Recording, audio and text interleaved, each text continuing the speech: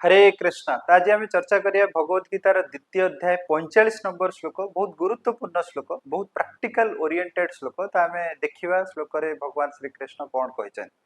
तो भगवान भगवत गीतार द्वितीय अध्याय 45 नंबर श्लोक रे या कहते, त्रैविद्य विषय वेदा निस्त्री गुणे भवार्जुन निर्द्वंद नित्य सत्वस्थ निर्योग क्षेम आत्मवान। तो ये भगवान श्री कृष्ण कौन कहते ना, त्रैविद्य विषय वेद। तो साधारणतः आम जो वेद शास्त्र आम देखी ये कौन ना, तीन गुणर कथा ही कहुई। तीन गुणर कथा माने साधारणतः देखो, ये जो भौतिक जगत आम कौन चाहती, भौतिक जगत आम चाहती भल कि आम परिवार सहित केमती भल कि रही पारिबा, आमे केमती शारीरिक सुस्थता सहित जेते प्रकार मन चाहूँ आनंद रही आम रही पारिबा। तो से साधारणतः वेदरे प्रत्येक नीति नियम कहुई। वेदरे नीति नियम कहुई माने जमी जड़े व्यक्ति कौन चाहती ना, शारीरिक सुस्थता दरकार। तो से कौन हुए तो कले जदि शारीरिक असुस्थता लगी रोज कौन कले ठीक है, से विषय कहुई। जड़े व्यक्ति चाहते मत किसी भल धन अर्जन करिया दरकार, धन उपार्जन करिया दरकार, ठीक अच्छे ये प्रोसेस रे भगवान को हुए तो पूजा कले धन भल कि आसो। किए हुए तो चाहते मत हुए तो भल पत्नी दरकार कि भल हुए तो स्वामी दरकार, तो इनको पूजा कले आप आसो। किंबा हुए तो भल पोस्ट पोजिशन दरकार, भल कन्या संतान दरकार कि भल पुत्र संतान दरकार। तो ये जो प्रोसेस गुड़ा साधारणतः वेदरे दि जाए सेठू साधारणतः मिल जाए। किंतु ये कृष्ण एवं अर्जुन कहते ये जो तीन गुणर कथार ना ता ऊपर को जा पड़े अर्जुन, कारण ये जो तीन गुणर कथार साधारणतः जड़े व्यक्ति संपूर्ण मात्रा रे आनंदित रही पार ना। जमती आम साधारण देखुं व्यासदेव व्यासदेव एवं जो साधारणतः जिते प्रकार शास्त्र लिखिले, जो साधारणतः जिते प्रकार पुराण लिखिले, जिते प्रकार उपनिषद लिखिले, तो से मुख्यतः सी कौन कले ना, व्यक्तिर जहाँ जहाँ आवश्यक अच्छी से हिसाब से साधारणतः वेद शास्त्र को सी लिखिले। किंतु लिखिला परे भी साधारणतः व्यासदेव निजे भी तांकर हृदय से तृप्तता अनुभव कर पार नथिले। तो जो तृप्तता अनुभव न कर गुरुदेव को जो स्मरण कले, तो ये नारद मुनि आसिक कहले जे देख व्यासदेव तुम्हें सब जिन लिखिच, बहुत सारा वेद पुराण शास्त्र ये सब लिखिच, कि ये सब जिन जो लिखिच ये व्यक्तिर जहाँ जहाँ आवश्यकता अच्छी भौतिक आवश्यकता विषय लिखिच, किंतु साधारणतः जो पंचम पुरुषार्थ जोटा भगवान का प्रेम, भगवान गुणर चर्चा विषय से जिनस जेहेतु लिखिन से साधारणतः तुम्हें भी तृप्त हो पारन। आ जड़े व्यक्ति जदि साधारणतः ता जीवन में केवल यही जिनस मातिक से समस्त प्रकार तृप्तता अनुभव करें।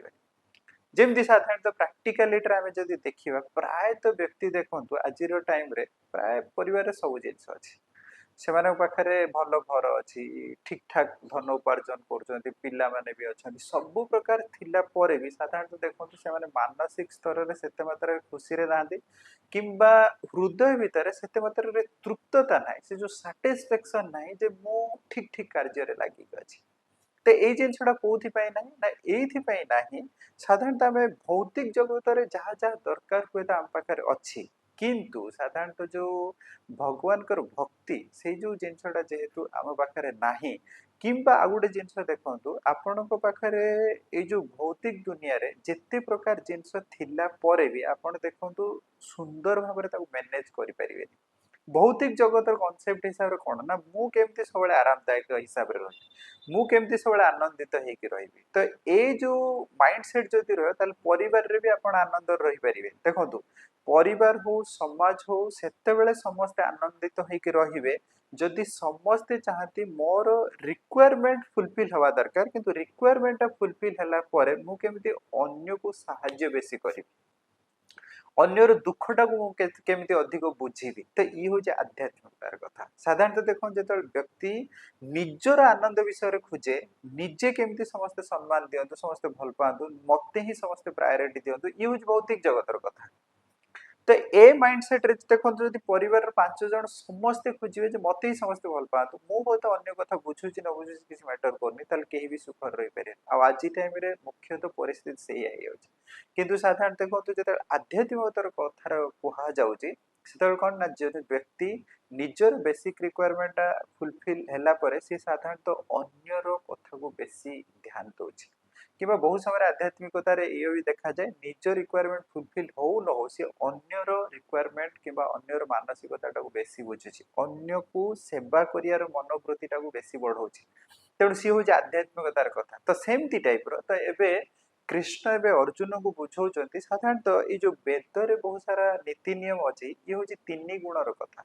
ये जो भौतिक जगत रे साधारणतः रजगुण तमगुण और सत्वगुण अच्छी तो यार कथा तेणु यही माइंड सेट रे जड़े जदि व्यक्ति रही बहुत ऊर्ध्वगामी से हो पारनि आ सब बहुत प्रकार मानसिक अशांति लागिक तेणु ये जो तीन गुणर कथार ऊर्ध्व को जा पड़े जो अर्जुन को अर्जुन एवं विभिन्न प्रकार कथा कहते मु युद्ध कर बहुत प्रकार जो जुक्ति तर्क दौरान से बहुत माने निज जुक्ति तर्क दौरान किंतु समाज गोटे भल समाज गढ़िया कि समाज रे धर्म प्रतिष्ठा करने से मनोभाव को आसीना तेणु से कृष्ण अर्जुन को बुझाऊँ साधारणतः वेद शास्त्र जो नीति नियम अच्छी ये तीन गुणर कथा कि साधारणतः आम जो परिवार नहीं रही जो जो जगत रही मिनिमम रिक्वायरमेंट तो फुलफिल हवा दरकार किंतु तापरे आपण देखंतु जेते आपणकर कोऑपरेशन मनोभाव रहियो जेतले अन्य व्यक्ति को बुझीबार माइंडसेट रहियो अन्य जनकर दुखटा बुझीबार माइंडसेट रहियो अन्य जन को आम जो परिवार कि ऑफिस रे जो रही कोऑपरेशन रो माइंडसेट जेते अधिक रहियो सेते देखि आपण सुखर रहियो आ देखंतु अन्य आपणकर अन्य लोक मान सहित संपर्कटा जिते भल आप शांति रहे आ संपर्कटा से बहुत भल हो पार जिते आप निज विषय अल्प चिंता कर अन्य मान विषय अधिक चिंता करटा हूँ एक्चुअली आध्यात्मिकतार कथा तेणु से कृष्ण अर्जुन कहते ये जो वेदर तीन गुणर कथा कहुई यार ऊर्ध्व को मानसिकता बढ़ाया पड़े तेणु से मानसिकतार रहिले जाइए आम जो भौतिक जगत कि कौटी भी आम साधारणतः सुख रही पारे शांति रहा और गोटे भल परिवार भी बन पारे आ भल गोटे समाज भी बन पारे तेणु ये हूँ भगवत गीतार द्वितीय अध्याय 45 नंबर श्लोक तो बहुत गुरुत्वपूर्ण श्लोक तो ये श्लोक हिसाब से साधारणतः आम बहुत मात्रा केवल निजर सेल्फिश माइंडसेट रे साधारणतः रहा कथा नुहे